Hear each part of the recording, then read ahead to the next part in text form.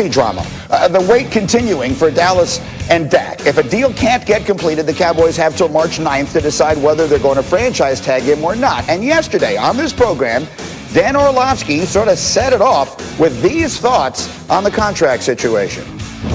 Do not pay good players great player money. Dak Prescott is a good player. If the Cowboys pay him $40 million a year, it would be a grave mistake. They need to look at a situation like the Rams or like the Philadelphia Eagles and go, uh-oh, can we learn from maybe paying a guy too much money? Dak Prescott deserves good player money. So there's so many things about that to unpack. Let's just start with it in principle. Rob Ninkovich, is Dak Prescott a good player? And that may sound like a compliment, but obviously in this context, it isn't really. Is that how you see it?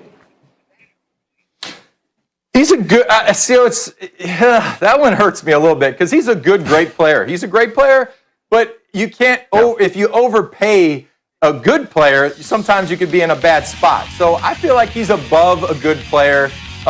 Is he elite? I don't think he's necessarily elite yet. I think he's a great player.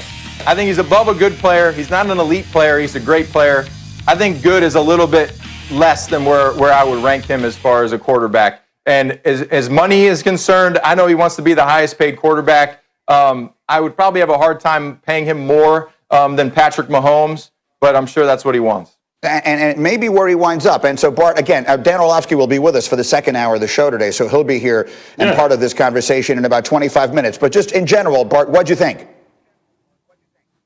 I mean, I think that's a bad take by Dan because if you think about it, the Dallas Cowboys had a rollback, easy button, Walmart price type of discount.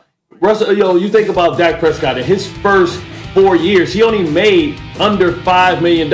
Even with the fact that he got franchise tag, that only brings his total up to $7 million. And even if they give him the franchise tag for $37 million, that only brings his career average to $12 million. We will all agree that he's worth more than that. So he's trying to recoup the money. It's not his fault that the organization has been bad in building around him while he was cheap labor. Now it's time for them to cash in. The invoice is due. It's like when that credit card bill is due on the 1st and you spent all this money. It's time for you to pay up. They paid a good player bum money for the first 4 years of his career where he only made over $2 million once. So of course they have to pay up. They had an opportunity to build and pay everybody else around him and secure and lock them up. Now it's his turn to get a bite at the apple. And then, Jeremy Fowler, here's the other side of this, which is that it doesn't make any difference how good or bad you think he is. You have to franchise tag him if you want to assure yourself of keeping him. So $37.8 million, it seems to me, is where the conversation begins. There's no reason for him to even consider anything below that. So you can want whatever you want, but that's the reality. Well, Granny, here's why they're close. They offered a 5-year deal last year that was around $175 million. Most of that was guaranteed. A pretty good deal that many around the league believe Dak probably should have taken. So they did get close. Dak knew he had this big franchise number coming, and so he's holding out for the right value. But at least they have a benchmark to work off of. But we were mentioning good, not great players. I think that's part of the issue here because you ask around the league, Dak's considered probably 9th or 10th in the quarterback pantheon. So if this was Russell Wilson, Deshaun Watson, this might be done already. I'm just 5 years into 175 is $35 million a year. Even that, at least in the moment, would be below what he is scheduled to get paid this year on the franchise tag. Obviously, there are other factors in that as well. Dan will join us. Has never been quite fine in Seattle since that moment. There were all the questions about whether they should have just given the ball to beast mode, whatever the relationships were there. Yeah. All the issues on the relationships with the defense and the Legion of Boom, all of whom are gone now, and it's become Russell's team. Pete Carroll, obviously, in the mix. But it has felt from that moment forward like all has not been just fine in Seattle. Well, Greeny, it's quite simple. Russell Wilson believes that Seattle should be back in the Super Bowl. And since that's not happening, he's trying to provide input to the personnel department, to Coach Pete Carroll, to help make that happen. He has ideas. He feels like those ideas are being met with, okay, that's nice, but maybe a little resistance. So here we are. That's why he went public with his frustrations. And it boiled over in November. There was a meeting with the team and coaches and Russell Wilson, and he wanted input. It didn't go the way he liked, so he stormed out of the room. That was a true story that was reported in The Athletic. And so I'm told that Pete Carroll and Russell Wilson are still on very good terms. Pete Carroll is hearing Russell Wilson's frustrations, particularly with the offensive line. He understands they want to upgrade in spots there where they can, so they feel like it's still salvageable, but it could be inevitable that these parties part one day. Bart, what is your sense of the dynamics of the relationships there? I mean, listen, we see, the situation in Houston is very similar. You're not respecting my football acumen. You're not respecting the fact that I'm one of the best players in the league, that I know what I need to be successful. We watch terrific Tom go down there and say, you know what, I need a receiver. Well, no, but we already got Chris Godwin and Edwards. No, I want Antonio Brown. Okay, well, I have OJ the Juice Man and Cameron Brate. I want Gronk. Yeah, but we got two great tight ends. No. Okay, so if I'm Russell Wilson, I'm saying, when do I get my input about what I need? Nobody knows my game and what I need to be successful better than me. So you're not, if I haven't proven to you that I'm a great football player, that I'm a guy that can think the game as well, then you have to respect my football acumen. And if you don't, then we have an issue here, because you think I'm just a player that should just go out and play football and not be able to have input on what I think will be successful and make me successful. So now we have a real problem. So of course I'm going to storm out, because you're not respecting me as a man. You're not respecting my football acumen. And when you don't respect my football acumen, then we have a real issue, because I know this game probably better than you, because I've seen it from the behind the eyes of a face mask. You haven't.